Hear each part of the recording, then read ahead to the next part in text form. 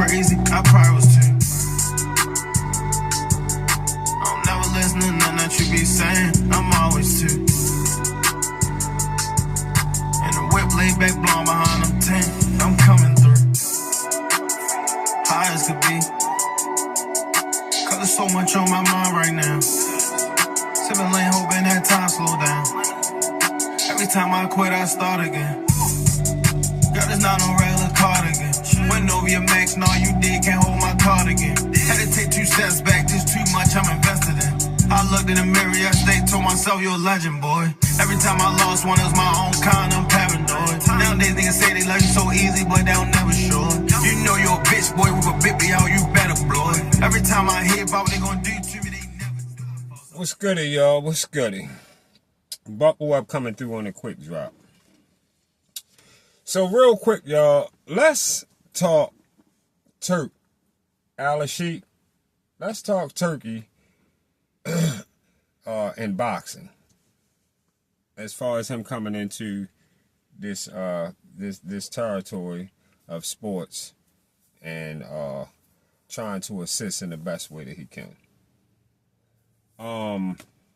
So I was listening to my guy Blunt Sport Boxing. If you're not subscribed to Blunt Sport Boxing, just how it sounds, Blunt Sport Boxing, please take the time to go over to Blunt Sport Boxing page and sub up to Great Boxing Talk. Okay?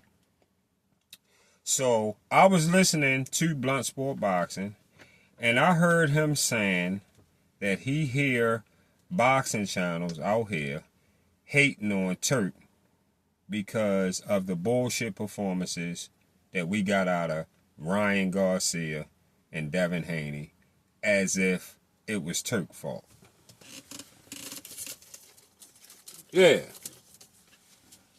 We got all this it got all this hoopla in the air because of their performances, because of the performances we got out of Ryan and Devin, as if it was Turk's fault.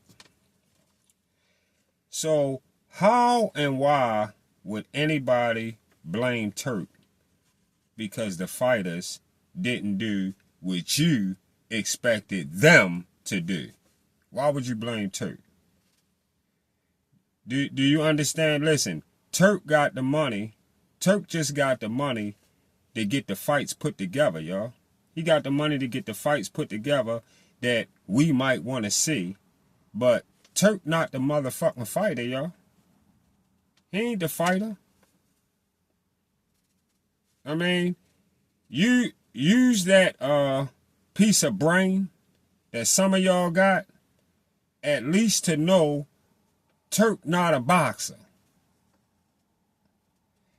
At this point, y'all gotta be slow if you don't see the Turk doing boxing a favor. He doing boxing a favor. Boxing not doing him a favor. He doing boxing a favor. These fighters have been using platforms to stay away from fighters the fans want to see them fight.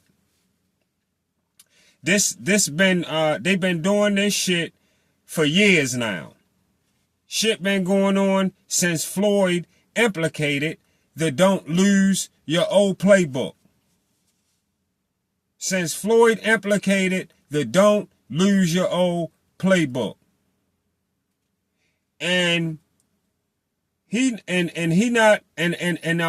the not losing your old playbook has led to fighters using their platform as a reason they can't make a fight, and managers were in the management has been in the same scheme with them. But the manager or advisor that implicated the scheme, that implicated the scheme for Floyd, the manager that implicated that scheme for Floyd came from the PBC. And that's where it showed up the most. That's where it hurt boxing the most. I personally blame the PBC for where boxing ended up. Where boxing ended up going at until now. For what's been going on with us over the past 7 to 10 years until now.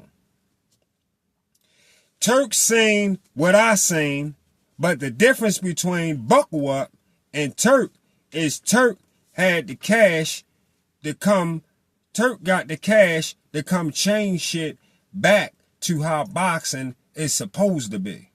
That's the difference. And any fighter out there against the Turk movement should just leave the sport. You should leave the sport of boxing because you're not needed and boxing moves on. All right, let me say that again. You're not needed and boxing moves on.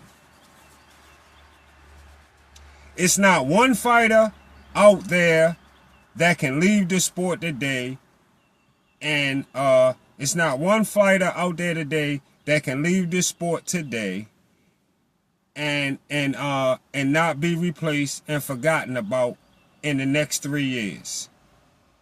Not one. What you left done in the sport is up to you. That's up to you. Turk here to help y'all. Y'all not helping him by being overpaid anyway. When you know what you used to getting paid. Y'all should just be happy to know it's a fountain of money y'all can eat off while it's around to feed you. This shit could get better and last for the next 25 years. Or the shit simply could go away if Turk get to the point where he feel like he not appreciated. Yeah, it could get to that.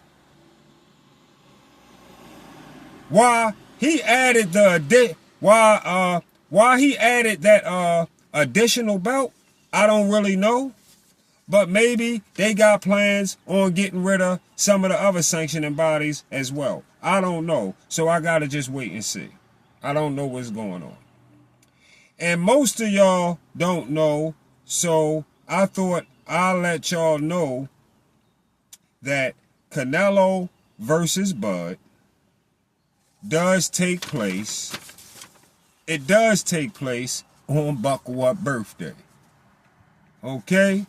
Yeah. Appreciate that, Turkey out of seat.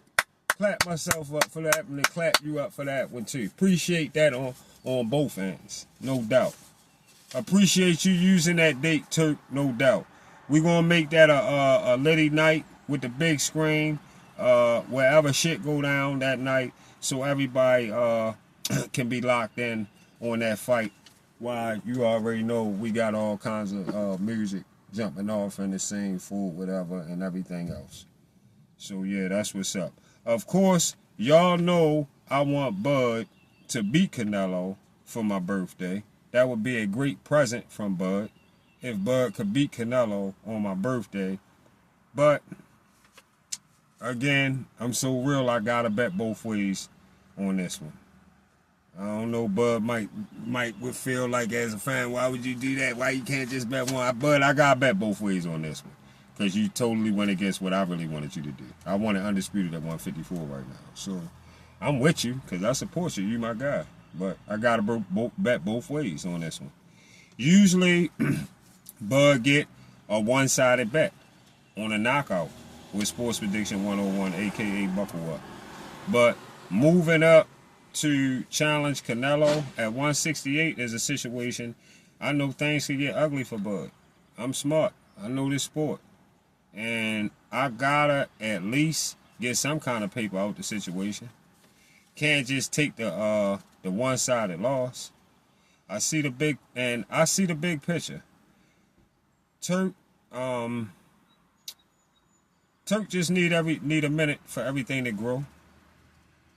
And check this out. Any fighters out there not on board, y'all need to pack up pack up and go back with your families and watch the fights with the rest of us. Go do that. Let fighters like Alexander Usyk and Daniel Dubois and Anthony Joshua, or Derek Chisora and Better Biev and Bavolis and David Benavidez and Canelos and Janabek and Jamel Charlo and the Fondoras, the Erickson Lubin, the Bud Crawfords, the Boots Ennis, the Devin Haney's, the Rolly Ramiros, who will take any fight. Let these guys continue on. The Teofimo Lopez, the Keyshawn Davises, the Shakur Stevenson, the Lomachenko, the upcoming Abdullah Mason. Yeah. Is Tank jumping in this bucket or not?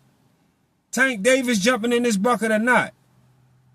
If Tank not feeling what we talking about, maybe he want to retire unless he rematching Lamont Roach, then maybe he should retire. Maybe he should. Or fight Jake Paul and retire. Okay? Moving on along. O'Shaquie Foster. We got O'Shaquie Foster. We got who else? Who else we want to see around Turk being able to throw in with the toughest talent? We got Raymond Ford. We got who else? Come on, y'all. We got Monster Nui, who defends his undisputed in about another hour today. Listen, the Turk plan is the only plan right now. And